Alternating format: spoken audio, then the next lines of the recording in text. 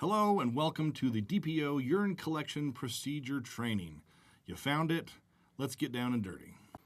Now, this is a virtual class, so I need you to be present and active. I know it's very easy to get off and look at WebTrack and other things that you might be going on, but it's not going to be that long of a training, so get down and let's get focused.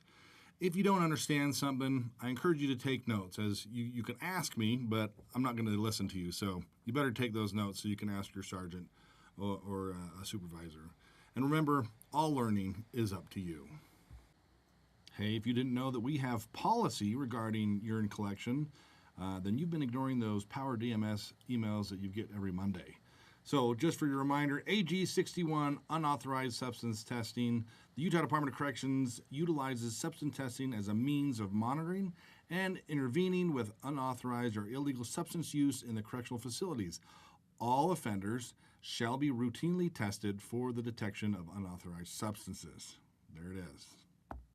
Your mission, if you choose to accept, and I'm assuming you did because you've already hit play on this training, is to ensure that all certified staff are able to conduct the urine collection procedure correctly and according to policy.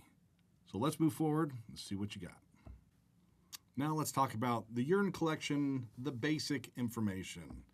So primary method used for DPO for detecting the use of unauthorized substances by inmates. This is what we do. This is the main job. All inmates shall be routinely tested for drugs, that is, and other things. Inmates with documented history of substance abuse should be tested more frequently. And hopefully that one makes sense. And inmates who test positive, refuse, or fail to provide a testing sample shall be subject to a range of sanctions. So you might be asking yourself, well, why? Why do we test urine? Well, let me tell you. There's three reasons. You can see them right there on the page here. The first one is just economical. Does that make sense? It didn't to me at first, but guess what? We can also test drugs through blood, and that would be way more expensive. So collecting urine samples, it just makes sense. A lot easier to get that from them. Deterrent, well, yeah, it stops them. If they know they're going to get drug tested, some of the good ones will definitely avoid using drugs because, hey, they know they might test positive. There's other ones out there, but we deal with them and continue to UA them as well. Last but not least, there's less violence. If offenders are not high on drugs, then they're less likely to commit, violence. Now we're going to move on to the when would you request a sample test or a test sample? When you're going to ask them to UA for you? When you're going to ask them to pee in a cup? That's what we're going to go over. Now, what are you looking at here? What are you looking at? Is it a patchwork quilt? Is it a really funky tic-tac-toe game? No, we're going to talk about the different times that you might request UA. So the first one is reasonable suspicion.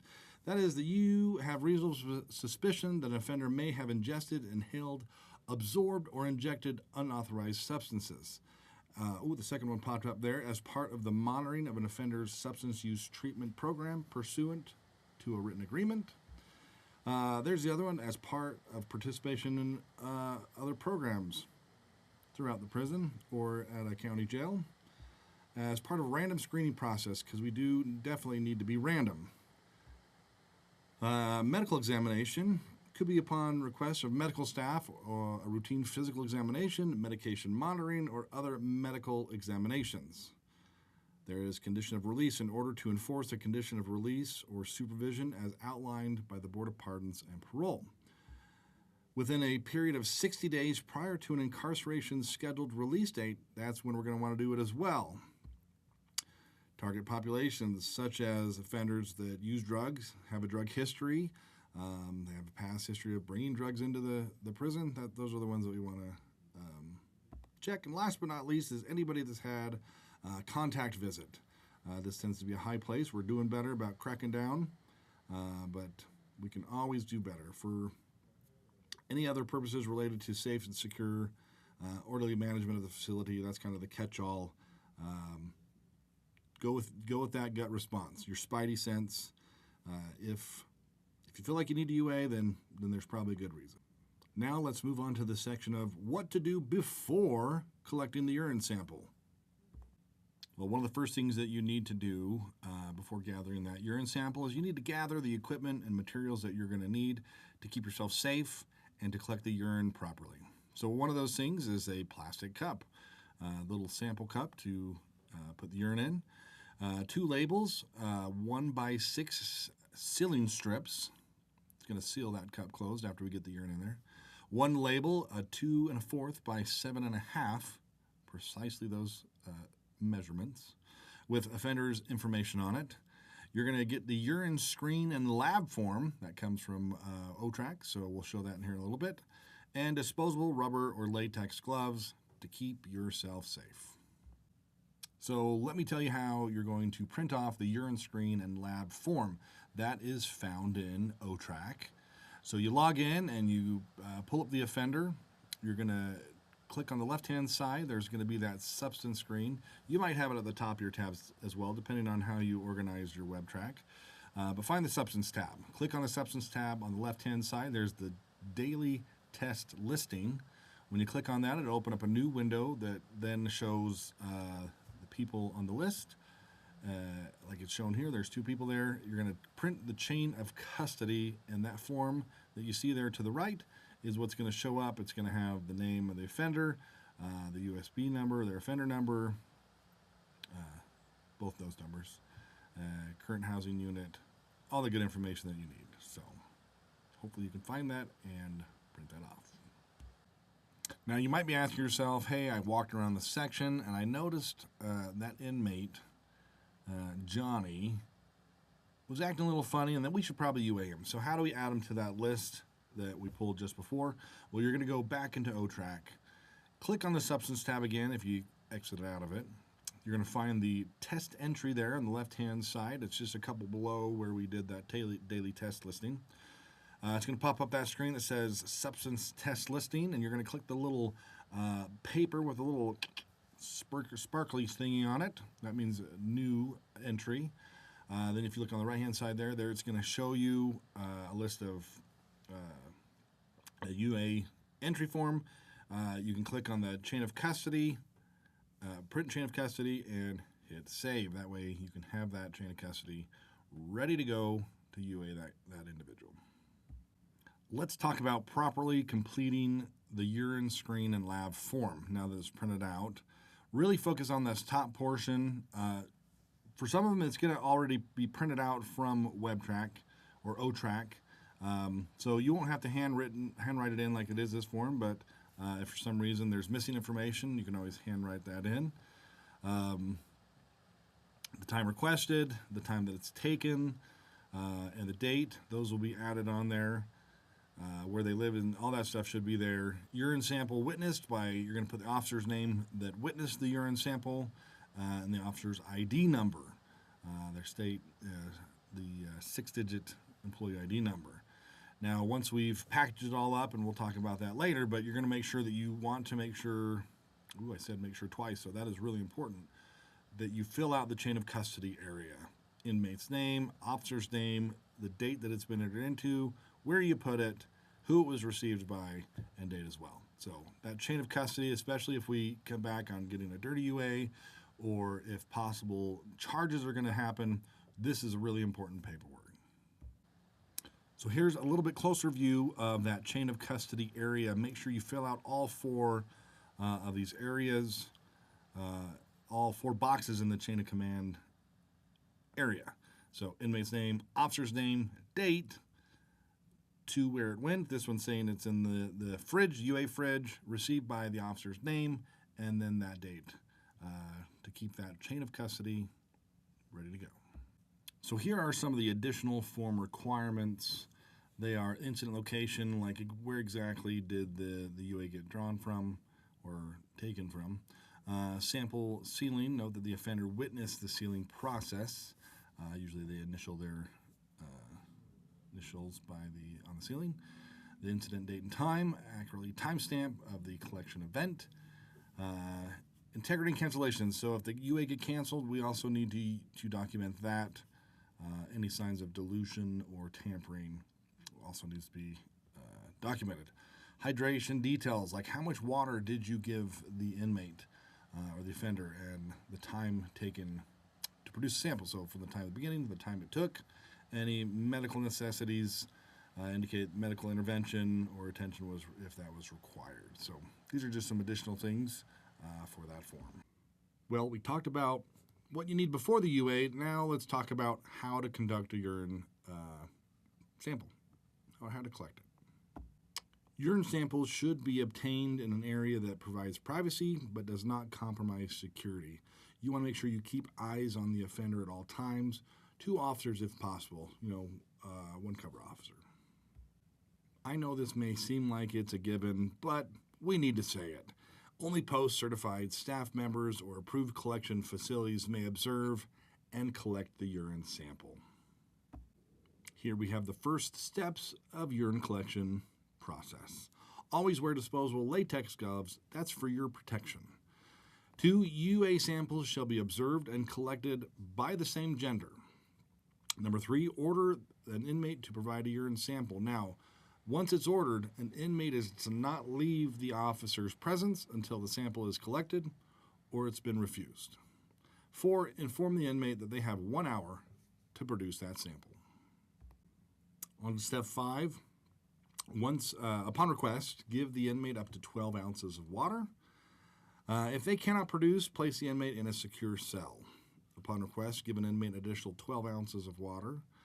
And then ultimately, give the inmate 1 additional hour to produce that sample. That means the inmate only has 2 hours total to provide a sample, or it's an automatic refusal. Now, to ensure authenticity and prevent tampering with the sample by the inmate, the collecting member, that's the staff member, shall require the offender to be in a staff-designated holding area directly monitored by the collecting person. Ensure that the offender is never left unattended during this collection process.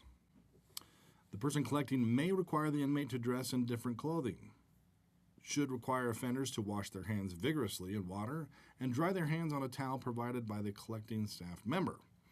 May require the inmate to wear rubber latex gloves, for whatever reason, and may strip search the inmate in a prison or at a community correctional center to provide there's nothing else hiding in the clothing or that something could tamper with that drug sample. You may actually order an inmate to shower and observe the showering to make sure no tampering goes on. Shall not allow an inmate to urinate before providing the urine sample. We want to get it as fresh as possible. You shall have the offender cap the sample and hand it to the officer. Shall allow the inmate to witness the sealing of the sample. All of this observed. The last 2 things here for preventing tampering. You shall witness the inmate's flow of urine into the sample container. That's source stream cup. Shall give the offender the opportunity to witness the sealing of their sample container as well. Now let's move on to how to conduct a female urine sample collection. Never done this before, so you're just going to have to take my word for it. We'll call this the toilet insert collection. So number 1, place an insert into the toilet seat. That's that cool little white top hat, I think is what it's called every now and then. Require the inmate to bear themselves between the waist and the knees. Require the inmate to turn a full circle, ensuring that there is nothing on the body that could contaminate the urine sample. You're going to require the inmate to sit with their hands away from the toilet area. You're going to require the inmate to move away from the toilet area after urination. And the officer shall remove the insert and pour the urine into the urine sample container. Now let's say you don't have one of those inserts to collect the UA. You can still collect the urine test sample. You're going to require the inmate to bear themselves between the waist and the knees like before. We're going to require them to do the full circle, ensuring that there's nothing on the body, same as before. The officer shall witness the inmate's flow of urine into the urine container. So, source, stream, cup again. Now we're going to talk about the urine sample requirements and the many reasons why. Here you can see this example of a UA sample. We're looking for about a half full approximately on that cup. The volume is about 2 ounces, to provide it and for retesting for that 2 ounce sample. The container fill, do not fill more than half. This is to prevent seepage or spilling.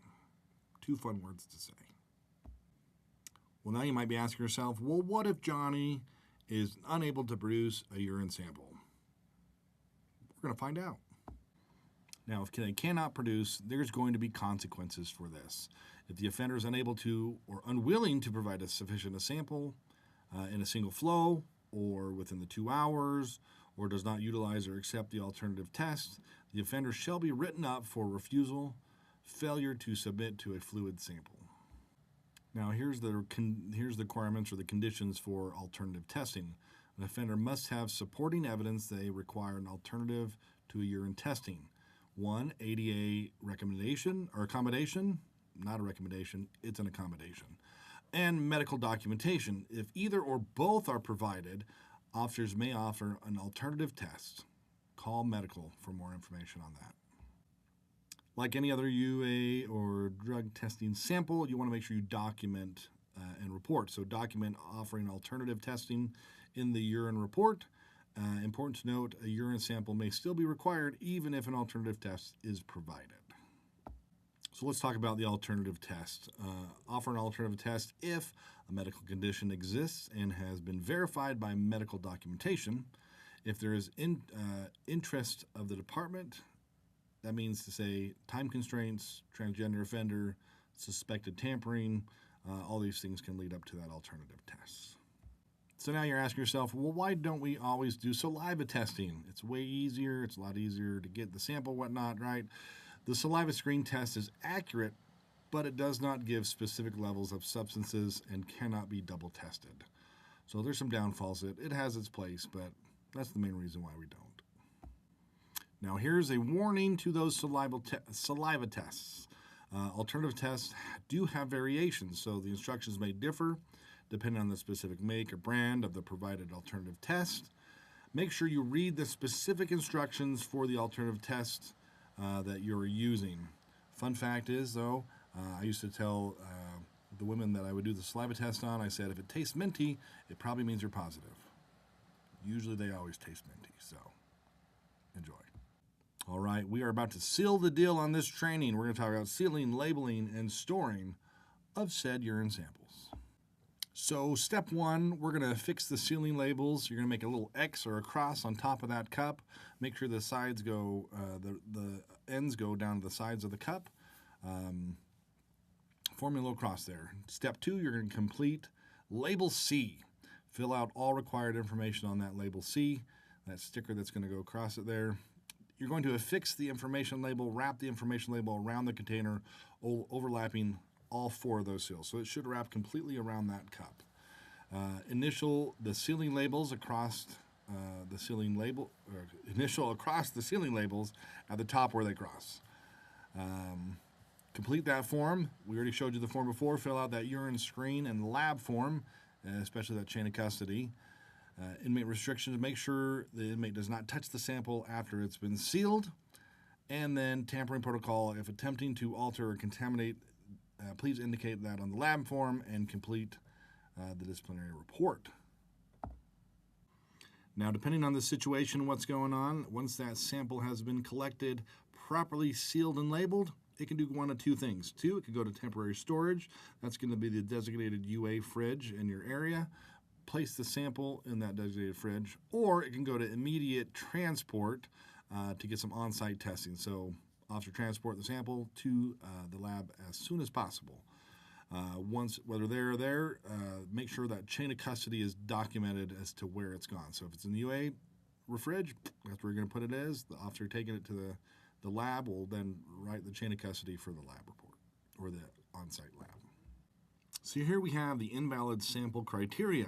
First one there, if it is improperly sealed or labeled, it's going to get denied. If the seal is broken for whatever reason, that will also be a denial.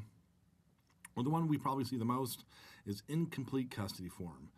If the form is not completed to its max, then we'll have issues there. So samples meeting any of these criteria are considered invalid. Well, now we ask ourselves, well, what happens after the positive drug test results? Let's find out. So if we have a positive drug test, there's several things that need to happen. First one there, notify recipients, send the test results to the required staff that should know. B, file disciplinary report. Staff, not the lab, need to complete that report. If parole action is needed, notify the Board of Pardons and Parole to request a rescission of said release date. Legal referral, this case can be sent to potential for criminal charges as they had possessed drugs inside of secure correctional facility. Other sanctions might need to happen. Apply additional administrative penalties that are good for your section, so talk to your sergeant on that one. And released inmates, forward results to the parole agent. So if we get the results back after they were released, then let the parole officer know. So here we have the return of the completed form and the test results. So who does that go to? Drug lab staff designee returns a copy of the completed form with both test results to these recipients: the collecting member, the collecting member's captain or designee, the inmate's ISP or individual service provider, and of course visiting. If there's disciplinary action that needs to be taken, once the officer gets that results back, the collecting officer shall complete that disciplinary report. If the Board of Pardons needs to know, reporting that to the Board of Pardons, the inmate's ISP reports that infraction to the Board of Pardons. If you have any questions about what we've gone over today, go ahead and check policy first. That's AG 61 for detailed procedures and guidelines. If you have any unresolved questions, or if you wrote down questions during this training, please reach out to your chain of command and ask those questions. Thank you so much for taking this training on how to collect a urine sample. Like many things in the department, this is a fluid process.